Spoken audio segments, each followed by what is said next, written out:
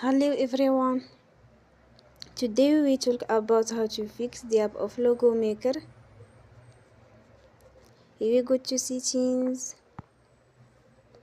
Then we click on apps. After that we search the app Logo Maker and we click. Then we will on for stop.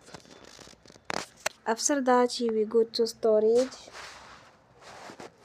Then we click on clear cache.